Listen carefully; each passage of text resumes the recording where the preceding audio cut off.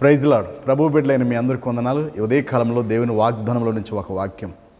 అపోస్తలుడైన పౌలు హెబ్రీయులకు రాసిన పత్రిక 13వ అధ్యాయం 8వ వచనం. యేసుక్రీస్తు ప్రభు నిన్న నేడు ఒకే రీతిగా ఉన్నాడు.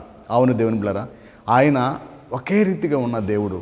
ఆయన మార్పు చెందని మహాదేవుడు అంటున్నాడు. ప్రార్థన చేసుకుందాం. మన ఆత్మీయ జీవితంలో కూడా ఏ విషయంలో కూడా మనము ప్రభువుని గట్టిగా పట్టుకుని వదిలిపెట్టగా మార్పు చెందక ఉందుదంగాక. ప్రార్థన. మా దయగల తండ్రి, మీకు స్తోత్రాలు. మీరు నిన్న నేడు ఒకే రీతిగా ఉన్నారని వాక్యం సెలవిస్తుంది ప్రభువా. నాయన, మీరు మా ఆత్మీయ జీవితాల్లో, మా కుటుంబ జీవితాల్లో, మా సంఘ జీవితాల్లో, సేవ జీవితాల్లో, నాయన అన్ని విషయాలు ప్రభువా ఒకే రీతిగా మీరు మాకు తోడై నడిపించి దీవించి ఆశీర్వదించమని, ఏదైనా నీ వాక్యాలు చూస్తున్న కుమారులను బిడ్డలందరినీ దీవించమని ఆశీర్వదించమని యేసు నామములోనే ప్రార్థించి వేడుకుంటున్నాం తండ్రి. ఆమెన్. దేవుని కృప తోడైనను గాక. ఆమెన్. ఆమెన్.